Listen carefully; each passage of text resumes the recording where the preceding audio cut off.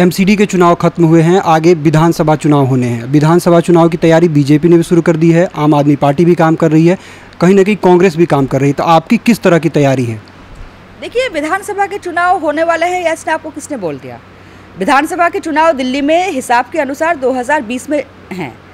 तो ये जो र्यूमर्स फैल रहे हैं कि विधानसभा के चुनाव हो रहे हैं, नहीं हो रहे हैं, ये पहले भी जैसे मैंने बोला कि विधानसभा के चुनाव हिसाब के अनुसार 2020 में होना है और होना चाहिए भी, क्योंकि हम नहीं चाहते हैं कि किसी भी तरह से एक इलेक्टेड सरकार जो है उसको डिसॉल्व किया जाए। और दूसरी बात जो है, एक 21 पार्लियामेंट्री सेक्रेटरी का जो है, तो वो अगर इलेक्शन कमीशन का जो भी राय होगा उसके हिसाब से उसके बाद हम लोग डिसाइड करेंगे कि अगर वो उनको डिस्क्वालीफाई किया जाए या नहीं। और अगर डिस्क्वालीफाई हो भी गया तो फिर मोस्ट प्रोबेबली आम आदमी पार्टी कोर्ट पे जाएंगे। तो इतना आसानी से कुछ डिसीजन नहीं होने वाला है। तो जो भी अगर कोई भी चुनाव हो, तो देखिए, चुनाव एक राजनीति का एक बहुत इम्पॉर्टेंट प्रक्रिया है, लेकिन चुनाव हो या ना हो, एक सीज़न जो पॉलिटिशियंस होते हैं और पॉलिटिकल पार्टीज़ होते हैं वो हर साल, हर महीने, हर वक्त काम करते रहते हैं। तो हम भी काम कर रहे हैं। सीपीएस वाला जो मामला है ये बहुत बड़ा मामला है। अगर इसमें डिस्क्वालीफाई हो जाते हैं आम आदमी पार्टी के विधायक तो ऐसे में चुनाव की संभावना बन सकती है। तो अगर ऐसा होता है तब आपकी क्या तैयारी है? अगर ऐसा होता है तो तब हमारा जो तैयारी है, तो हम जब भी तैयारी करेंगे तो आपको बिल्कुल बता देंगे। लेकिन ये अगर ऐसे इस तरह के हाइपोथेटिकल क्वेश्चंस का मैं नहीं जवाब देना चाहूँगी। देखिए, एक पॉलिटिकल पार्टी चुनाव हो या ना हो, एक जनसंयोग हमेशा उनको बरकरार रखना चाहिए। और पिछले 2 साल से दिल्ली कांग्रेस हम वो जनसंयोग कर रहे हैं सिग्नेचर कैंपेन्स के माध्यम से। हमारा हर बूथ लेवल पे हमारा जो वर्कर्स है उनको एक्टिवेट करके हर वार्ड पे हर इशू को लेके हम लोग रेगुलर मीटिंग्स कर रहे हैं, सेंट्रलाइज धरना प्रदर्शनी कर रहे हैं, सोशल मीडिया के माध्यम से, इलेक्ट्रॉनिक मीडिया और प्रिंट मीडिया के माध्यम से हम रेगुलर प्रेस कॉन्फ्रेंसेस करके अपना पहुंचा रहे हैं।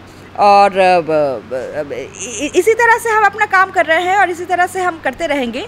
और जो अगर चुनाव हुआ या नहीं हुआ, जब तक इसका डिसीजन फाइनल ना हो, तो इस बारे में हम ये टिप्पणी करना बिल्कुल बेकार की बात है। अभी हम चुनाव की बात कर रहे थे, मनोज तिवारी को लेकर ये बातें हो रही हैं कि वो अगले सीएम होंगे। जब भी चुनाव होंगे तो बीजेपी की तरफ सीएम कैंडिडेट होंगे और सीएम बन भी सकते हैं, इस तरह की तैयारी है। आम आदमी पार्टी में कहीं ना कहीं तैयारियां चल रही हैं। आपने कहा कि जब चुनाव आएंगे तब हमारी तैयारी होगी। तो वैसे में जो मनोज तिवारी पे आरोप लग रहे हैं, बीजेपी में आके उन्होंने चुनाव जितवा दिया, आपको कहा जा रहा है कि मनोज तिवारी की वजह से ही हारना पड़ा, तो इन सारी चीज़ों को लेकर मैं आपकी राय जानना चाहता हूँ। देखिए, मनोज तिवारी जी, बीजेपी किसको सीएम बनाए नहीं बनाए वो बीजेपी की इंटरनल डिसीजन है। लेकिन आप एक बात देखिए, एक एमसीडी की चुनाव जो है वो बहुत ही ज़मीनी लेवल पर लड़ा जाता है और उसमें जिस तरह से प्राइम मिनिस्टर, देश के जो प्रधानमंत्री हैं, मोदी जी के नाम पे ये चुनाव लड़ा गया, अमित शाह जी के नाम पे ये चुनाव लड़ा गया, तो ये दिखाते हैं कि बीजेपी की जो सेंट्रल लीडरशिप हैं उनको शायद अपना स्टेट लीडरशिप पे कोई भरोसा नहीं है। इसीलिए एक एमसीडी चुनाव के लिए, एक कॉरपोरेशन चुनाव के लिए देश के प्रधानमंत्री का नाम इस्तेमाल करना पड़ा। अब देखिए, हर बड़े बड़े जो होर्डिंग्स लगे थे, हर जगह बड़े बड़े प्रधानमंत्री की पिक्चर, हर जगह बड़े बड़े अमित शाह जी की पिक्चर, मनोज तिवारी के एक कहीं छोटे पर ऐसे करके खड़े हुए हैं बेचारे उनके, और दिल्ली की कोई भी स्टेट लीडर की तस्वीरें नहीं थी।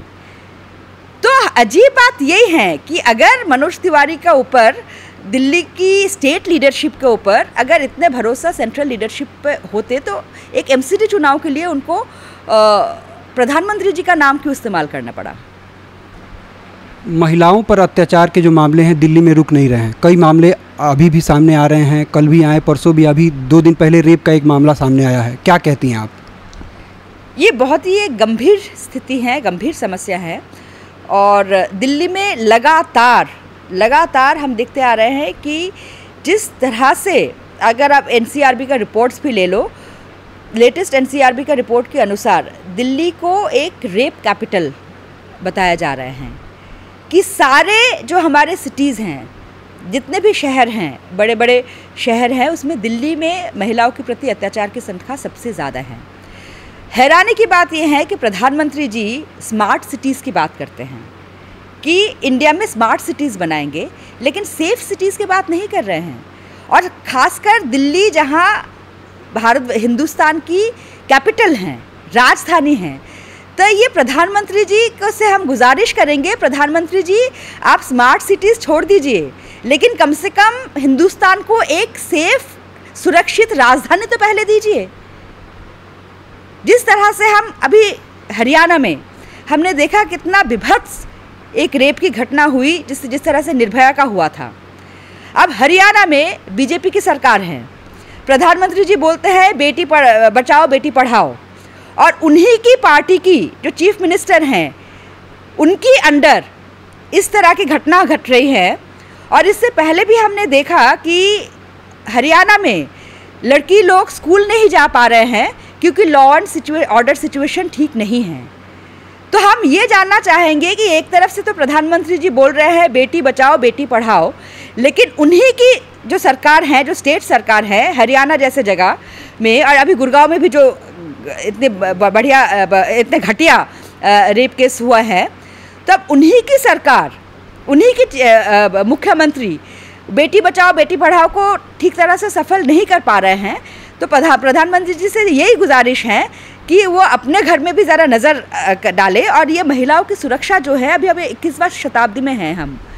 एक देश जो प्रधानमंत्री जी डिजिटल इंडिया की बात करते हैं, डिजिटल इंडिया को छोड़िए, जो देश, जो सरकार अपने देश की महिलाओं को सुरक्षा नहीं दे पा रहे हैं, तो वो क्या डिजिटल इंडिया की बात कर रहे हैं। जो आप दिल्ली कांग्रेस से हैं, एक सवाल आपसे ज़रूरी हो जाता है कि एमसीडी चुनाव के बाद शीला दीक्षित बनाम अजय माकन जैसी स्थिति पैदा हो गई थी। शीला दीक्षित जी ने बयान दिया था, क्या कहती हैं आप? देखिए, जैसे मैंने पहले ही बोला कि कांग्रेस एक बहुत ही पुरानी पार्टी है और एक डेमोक्रेटिक पार्टी है। यहाँ सारे सीनियर एक्सपीरियंस लीडर्स बहुत सारे हैं, दूसरे पार्टीज़ की तरह ये नहीं कि बहुत ही। और यहाँ हमारे जो अगर कोई मतभेद है तो उनका पूरा अधिकार है, पूरा स्वाधीनता है कि वो मतभेद वो ओपनली डिस्कस करें। हम किसी का दूसरी पार्टीज़ की तरह हम गला नहीं दबाते अपने लीडर्स को। तो इस तरह के मतभेद बहुत नॉर्मल हैं कोई भी पॉलिटिकल पार्टीज़ में, लेकिन ऐसे बात बिल्कुल नहीं है कि सारे सीनियर लीडर्स हैं, सारे सीजन्ड पॉलिटिशियंस हैं, और ये नहीं कि ये कोई अजय माकन का कैंप है, ये शीला दीक्षित का कैंप है। इस बात को मैं नहीं मानती हूँ।